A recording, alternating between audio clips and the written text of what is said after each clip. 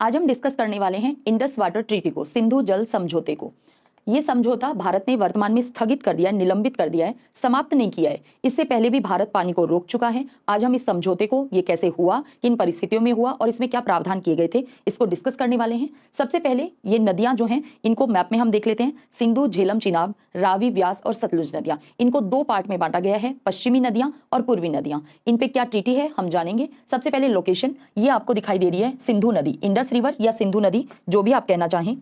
ये दिखाई दे रही है सिंधु नदी।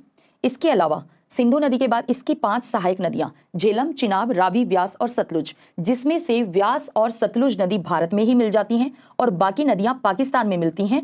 जैसे झेलम और चिनाब ये जंग में मिल रही हैं, फिर रावी मिल रही है, सतलुज मिल रही है और फाइनली ये सिंधु नदी में जाकर मिलती हैं। और सिंधु नदी पूरे पाकिस्तान में बहते हुए, आप देख पा रहे हैं, पाकिस्तान के उत्तर से दक्षिण तक बहते हुए ये जाकर अरब सागर में गिरती है। सिंधु नदी और इसकी 5 सहायक नदियों के 5 नदियों के द्वारा सिंचित क्षेत्र होने की वजह से इस एरिया, इस भूभाग का नाम पंजाब पड़ा था। 5 नदियों के द्वारा सिंचित होने की वजह से जब विभाजन हुआ तो पंजाब का भी विभाजन हुआ। पंजाब का जो पूर्वी हिस्सा था वो भारत के पास, पश्चिमी हिस्सा पाकिस्तान के पास। यहाँ पे ये झेलम, जो कि भारत और पाकिस्तान की प्राकृतिक रूप से सीमा भी बनाती है, और ये झेलम जाकर झंग में चिनाब नदी से मिल जाती है। इन 3 नदियों पे, इनको कहा जाता है पश्चिमी नदियां।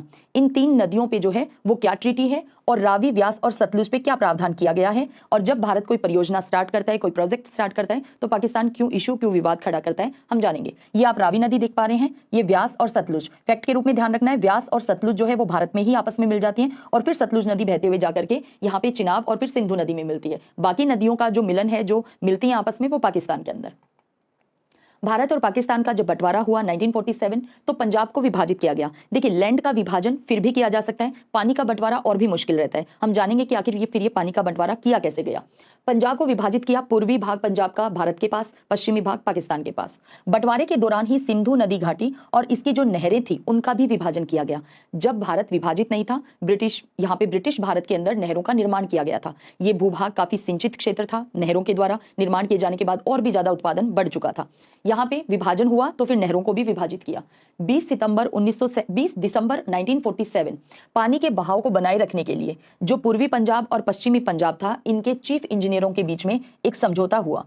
समझौते में तय किया गया कि बंटवारे से पहले जो तय किया गया पानी का निश्चित हिस्सा था वो भारत पाकिस्तान को देता रहेगा 31 मार्च 1948 तक। जैसे ही 31 मार्च का दिन समाप्त हुआ, भारत ने दो नहरों के पानी को रोक दिया, क्योंकि समझौता समाप्त हो चुका था।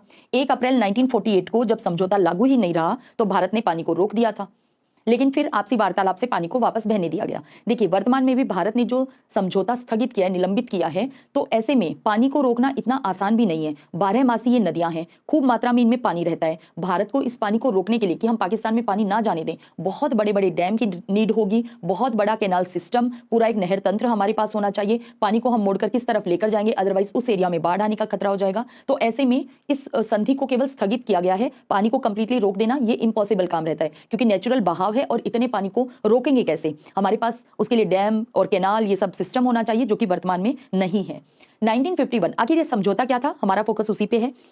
अब क्योंकि पानी का बंटवारा करना था, इतना आसान नहीं था, तो ऐसे में 1951 में हमारे देश के प्रधानमंत्री पंडित जवाहरलाल नेहरू ने डेविड लिलियंथल को भारत बुलाया।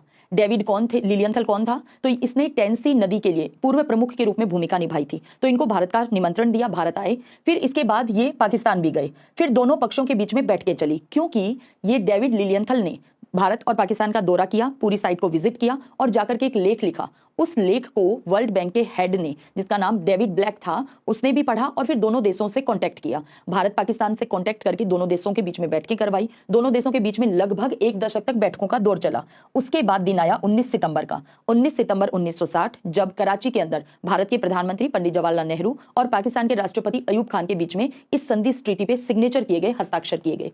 इस ट्रीटी में प्रावधान क्या था, किस पे हस्ताक्षर किए थे हमने, तो सिंधु, झेलम और चिनाब, जिनको पश्चिम की नदियां कहा गया, इनका पानी पाकिस्तान के लिए तय किया गया। इनका 80% पानी जो है वो पाकिस्तान काम में लेता है और 20% वो भी वैसा पानी सिंधु, झेलम और चिनाब, नाम ध्यान रखना है आपको इन 3 नदियों का, जिसपे हमारे ऊपर कुछ प्रतिबंध हैं कि हम इन पे हर कोई प्रोजेक्ट स्टार्ट नहीं कर सकते। हाँ, हम इन पे बिजली बनाने का प्रोजेक्ट स्टार्ट कर सकते हैं, ताकि पानी को रोका, टरबाइन घुमाया और पानी को वापस छोड़ दिया गया, लेकिन उस पानी को बहुत ज्यादा मात्रा में कृषि के लिए, पीने के लिए हम निकाल नहीं सकते हैं। इसके बाद जो रावी, व्यास और सतलुज नदियां हैं, जिनको पूर्वी नदियां कहा गया, इनका पानी भारत के लिए तय किया गया। भारत पूर्वी नदियों के पानी को यूज यूज कर सकता है, 80% पानी भारत ही यूज करता है, लेकिन इस पे भी कुछ प्रतिबंध हैं भारत पे। पश्चिमी नदियों के पानी के इस्तेमाल का कुछ सीमित अधिकार जरूर भारत को दिया गया, यानी सिंधु, झेलम और चिनाब। इसीलिए झेलम नदी पे, चिनाब नदी पे जब भारत ने प्रोजेक्ट स्टार्ट किए तो फिर पाकिस्तान ने विवाद खड़ा किया कि ये तो समझौते का उल्लंघन कर रहा है भारत। लेकिन इंटरनेशनल कोर्ट ने भारत के ही पक्ष में निर्णय दिया था। हम जानेंगे किशन गंगा प्रोजेक्ट को भी। पश्चिमी नदियों के पानी के इस्तेमाल का, यानी सिंधु, झेलम, चिनाब के पानी का कुछ सीमित अधिकार भारत को दिया गया। 80% और 20% ये रेशियो रखा गया था। जैसे बिजली बनाने के लिए भारत काम में ले सकता था पानी को, कृषि के लिए बहुत सीमित मात्रा में, इसके अलावा मत्स्य पालन में सिंधु, झेलम, चिनाब के पानी को भारत काम में ले सकता था। सिंधु में सिंधु आयोग भी स्थापित किया गया और इस आयोग के तहत दोनों देशों के कमिश्नर आपस में मिलते रहेंगे, ये प्रस्ताव था। संधि में दोनों कमिश्नरों के बीच किसी भी विवाद के मुद्दे पर बातचीत का भी प्रावधान रखा गया।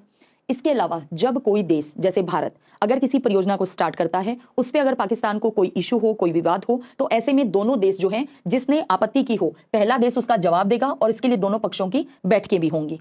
बैठकों में भी अगर कोई हल ना निकल पाए, फिर दोनों देशों की सरकार आपस में बैठक करेंगी, समझौते करने की कोशिश करेंगी। साथ ही ऐसे किसी भी विवादित मुद्दे पर अगर फिर भी ना सुलझ पाए विवाद, तो फिर तटस्थ विशेषज्ञ की मदद ली जाएगी या फिर कोर्ट ऑफ आर्बिट्रेशन में जाने का प्रावधान भी रखा गया यहाँ पे, कि फिर आप मध्यस्थ कोर्ट का भी यहाँ पे सहारा ले सकते हैं।